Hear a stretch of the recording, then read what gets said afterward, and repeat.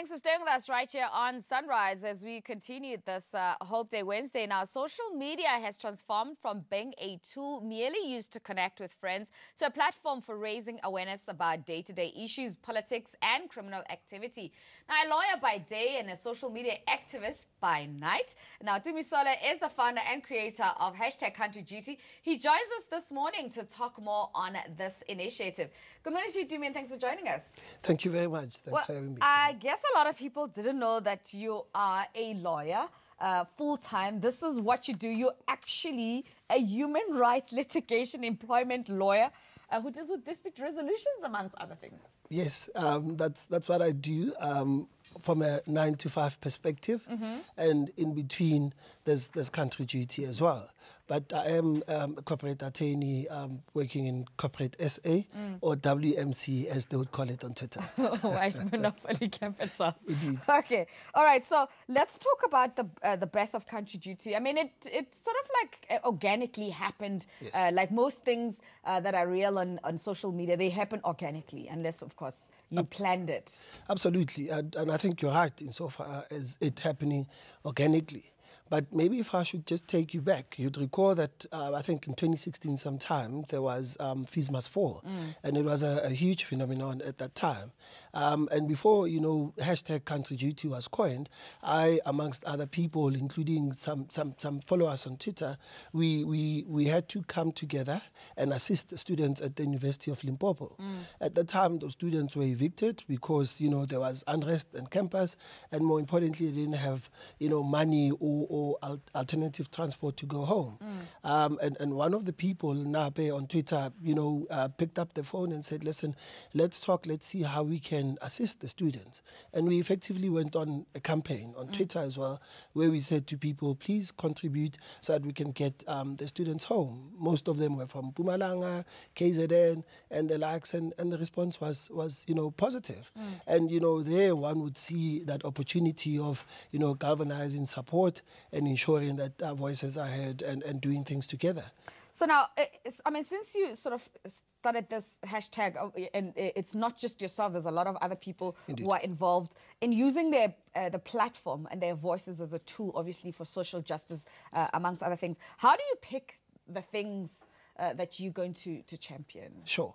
So I work with a team of 23 very dedicated soldiers, as I'd call them, or troops. Oh, yeah, you're the CIC there. Well, apparently. Yeah. and what we really do, we are a proper, in my view, organization where we have meetings, we discuss campaigns, we pick up some of the topics on Twitter, and, despite the 23 team of individuals and good individuals that I work with and liaise with, also people on Twitter are quite informative and also part of this particular hashtag. So they would raise issues and we'll pick it up from there. So we also have an official account and we try and narrow down the issues and see how best we assist. So effectively what it is, it's an opportunity for people to come in, raise awareness or issues. We look at it and really we would use that hashtag to have views being expressed and ensuring that there's accountability to the extent necessary. Okay, so let's talk about some of the successful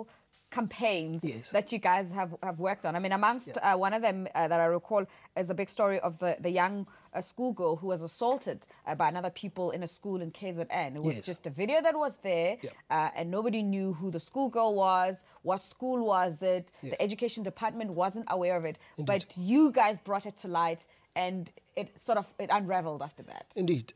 Interestingly, insofar as that KZN school assault was concerned, that video was already on the timeline. And people kept on tagging the official account, myself, and using the hashtag to say, has CountryDuty seen this? And at the time when people went on DM and said, please intervene or please, direct us to the relevant authorities, I had to then sit and together with the team and exercise a value judgment, because you would know that involved minors, and also that extent of violence insofar as that is concerned.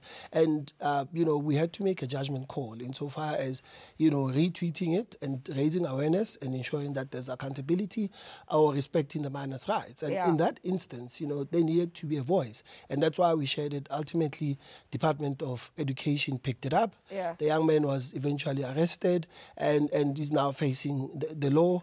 The young lady is getting counseling and help. And I also have to mention that it was also Nkanyiso Ngulana on Twitter as well, who, said, listen, I'm happy to do this. I will even go down to KZN. And it just shows you, the connection and the link between ourselves and people on Twitter and people who just go out of their way and say, I'm happy to, champion this. So it's a collaborative effort. So obviously what it says is that there's a lot of South Africans who want to champion causes and they're looking for an opportunity to do something like that. But before I just want to backtrack. Yeah.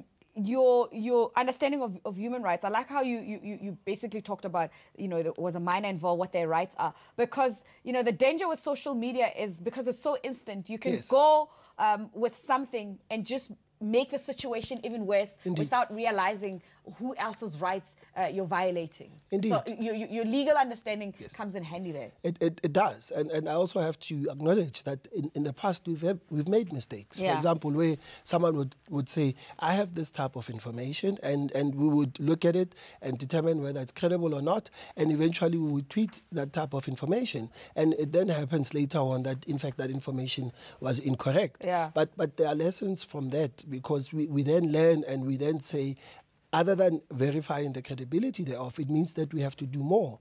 And that's now what we've adopted as a team, and we'll be, employing going forward, instead of really just taking it by word of mouth. And at times, especially when it comes to these racial issues, those are polarized and they are instant, and at times there's opportunities for mistakes. And as I said, we've learned, we do acknowledge when we've made mistakes, but it is an important opportunity for people to come through and express their views, and we're able to assist. Okay, so I know that you're a Twitter streets person, right? Yeah. But we took your conversation to Facebook. Sure.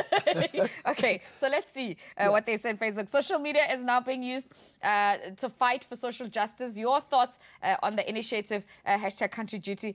So this is what Edgar Gazani says. Social media is great. Some people have started businesses because they've studied online. Others, their businesses are booming because it's easy to market your business. And those who fight one another and others lose their jobs for Facebook rage. So things like that. So that's what he's saying. Do you think South Africans are using social media for positive impact? And how, if not, how can they go about doing that? I think South Africans are using it for positive impact. I mean, I don't think it's just limited to politics or raising issues related to politics or unhappiness with the governing party, for example, and stuff like that. I mean, we've now recently seen where people, and especially under #CountryDuty, some students would come in and say, listen, I'm really just going to swallow my pride. I don't have enough funds, or I need my results. Please help me. And really, that's, where you will see the power of social media, where people will then come in, and some of them will say, I just want to remain anonymous. I'm happy to pay the fees. Just get me, the banking details, student number and stuff. So there is positivity there. People have now also come in on social media, be it on CountryDuty or any other hashtag like Job Seekers Wednesday, where people would promote their businesses. Yeah. I mean, there's also a Support Black Business hashtag as well. Yes, yeah. And I think, social media has really got onto that space and is changing the dynamics and doing so positively. Okay, so let's talk about some of these issues of national interest. Yes. CountryDuty deals with. I mean, Paul Bell Pottinger, KPMG is what's currently going on. Yes. You've dealt with big brands like Kentucky Fried Chicken. Indeed. When you deal with that, obviously you're a lawyer. I'm Yes. sure you're always on guard and knowing that there could be some things that you have to deal with. Absolutely. What's the current status with some of those? So if you look, let's go back to the KFC assault. I mean, that was an unfortunate thing. And I got it through WhatsApp from one of the Twitter, peeps there. And they said, listen, there's this thing. I think you are in a situation where you may actually amplify it and then raise awareness. And without, at the time, and when I shared it, I really didn't call it a racial incident. I said, listen, this is the situation. These are the 4 people that I think the police need to intervene. And the likes of Figile and Balula picked it up as well. They then immediately looked into it, did a search, and a day or two, those people were arrested. And we now know that, in fact, it was a racial incident, given some of the slurs that were held at the time. And given the prior history of the perpetrators, they are now facing the might of the law. If you look at the likes of Bill Pottinger, everyone, I think most people do know what they've done, and also with the Gupta leaks. I think, and credit to people on Twitter as well. They were adamant and they were on their course and saying, you guys really almost led us to an injustice. And they held them to account. Ultimately, as you would know, it's facing liquidation, and there's been findings in the UK and the likes. So there's been some positivity insofar as social media is concerned, and there's been successes. KPMG, for example, that also broke through the Gupta leaks, and people also took it onto social media, started taking the likes of KPMG to say, you need to take action. The likes of the IRPA is also now involved, and people, if you just search KPMG or IRPA, they are looking into it and they're waiting for answers. So there's something there. Okay, so somebody who's, might not be a Twitter person. Yes. Will say, everybody's on Twitter. They're always posting. They comment about everything. They have a lot to say. And there's also some labels that goes with being in that space. Yes. But how do you separate from that and take it, to the next level? Yeah, I think, for example, I just have to speak about #CountryDuty. So what it does, it consolidates issues, because there's so much happening online, on the timeline, anything, views that are being expressed or otherwise. So what we do, as you pointed out earlier, we look at specific themes and what those themes, deal with, and the ultimate goal, especially on issues of national importance. Right now, there's the Vuani schools where the matrics will be writing soon, and we know what happened in Vuani. What is it that we're doing? And I think it's very important to always not be short-sighted, because Vuani is an event and suddenly it happens and we forget about it. Yeah, and then we move on. It's a headline.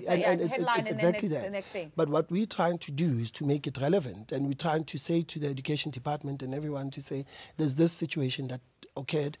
How best can we really help and support those matriculants? But how do you do that beyond just a hashtag? Well, so as I said, the team of 23 people, we have people who are focusing on education. We have people on design and marketing. They write to the various departments of education using our details and saying, we know what has happened. What do you need so that we can take it up on social media and stuff? So we liaise. So have you guys now become an official entity? I'm sure there must be funds involved to make sure that these things work. How do you guys? On the funds issue, and there's been, as you said, offline trolls and the likes, where we've recently been accused of being funded by another white monopoly capital entity and stuff like that, which is unfortunately untrue. And we are not funded. We use our own time, our data, to effectively vocalize issues. But insofar as how we do it, as I said, everyone takes out their time in a busy day.